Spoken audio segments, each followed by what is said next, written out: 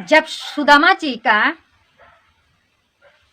खाने के लिए घर में एक निवाला भी नहीं था, उनका पत्नी मुट्ठी मुट्ठी चावल जो हर रोज निकाल कर रखती थी, तो भेंट में क्या देना है भगवान को, कृष्ण के पास जब जाएंगे तो अपने बंधु के लिए, सखा के लिए सुदामा जी जो उनका पत्नी थी वो मुट्ठी चावल उनके पोटली में बांध दी। तो सुदामा जी आपके आंखों के सामने पहली मुट्ठी खाई। सुदामा जी के सामने, सबके सामने कृष्ण भगवान पहली मुट्ठी खाई, तो पहली मुट्ठी लेते ही प्रभु ने स्वर्ग सुदामा के नाम किया है।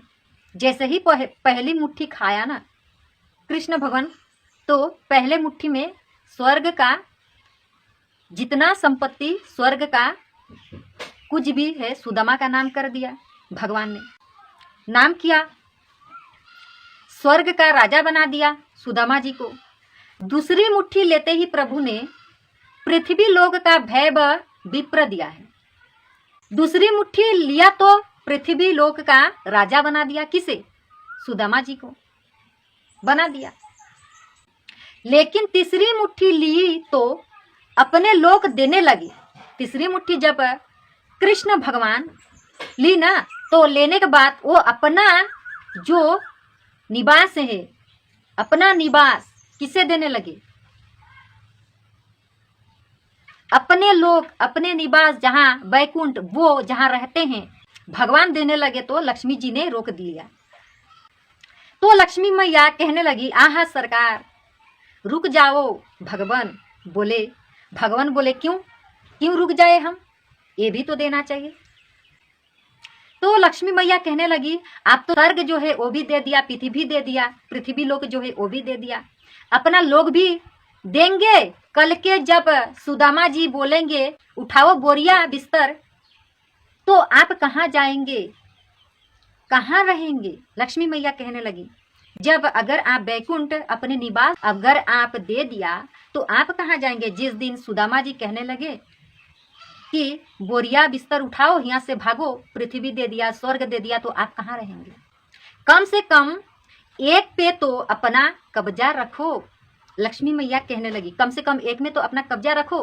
भगवान बोले, मतलब तीसरा रहने दो।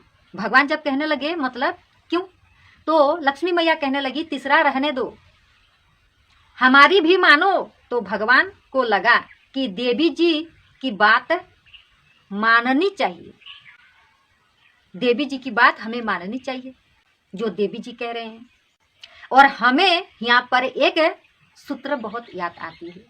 सुदामा जी कोई अपेक्षा नहीं, सुदामा जी का कोई भी अपेक्षा नहीं था। अपेक्षा तो सुदामा जी के पत्नी के हैं। सुदामा जी के पत्नी कौन? सुशीला को है। सुशीला जी उनका नाम है। सुदामा जी की पत्नी जो थी ना, उसका नाम सुशीला है। देखिए, सुदामा जी का कोई दरिद्री तो सुशीला जी को है, सुशीला जी को थी, ना कि सुदामा को। सुदामा जी कहते हैं, जो प्राप्त है वही पर्याप्त है, जो प्राप्त है वही पर्याप्त है। ये सूत्र काम का है, याद रखना। जो पर्याप्त है वही प्राप्त है, ये हमेशा याद रखना, बहुत काम आएगी।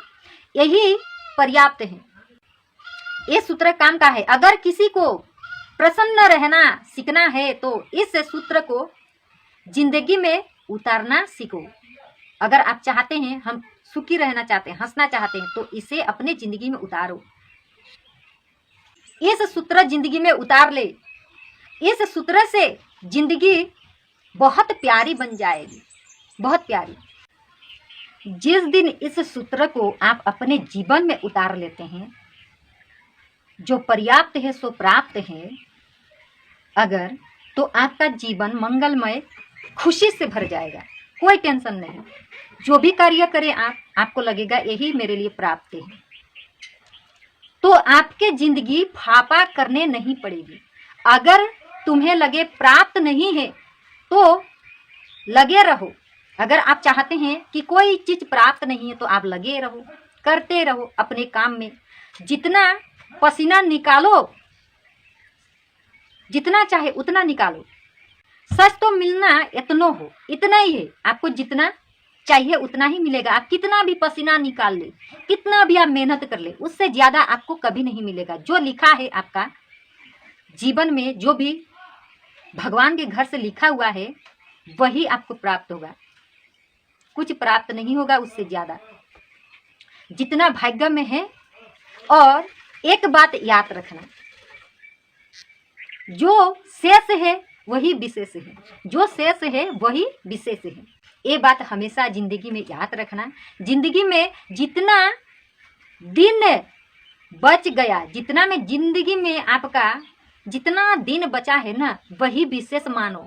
वही जो है ना, उसी दिन से आप विशेष मानने लगो। उनको भगवान के लगन में लगाओ। जो भी दिन बचा है, जो बीत गया वो बीत गया, अब अद्भुत बनाओ। भगवान ने 2 लोगों का राजा बना दिया, तो जो आपका भाग्य में होगा वो कोई नहीं ले सकता है, कोई नहीं। आपको वो किसी भी हाल में मिल ही जाएगा।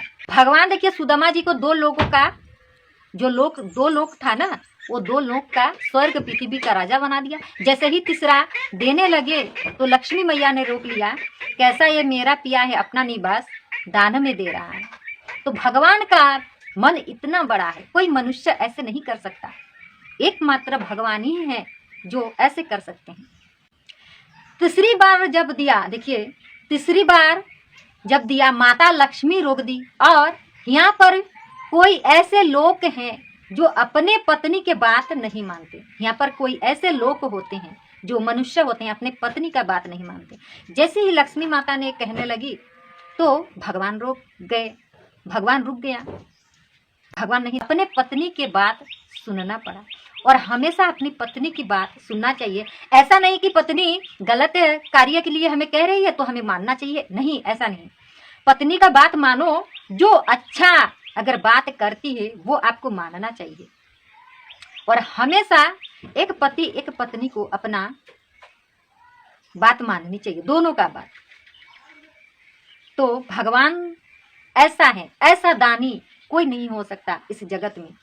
ऐसा दानी एकमात्र ईश्वर हो सकते हैं। जय श्रीमन नारायण। राधे राधे, प्रणाम।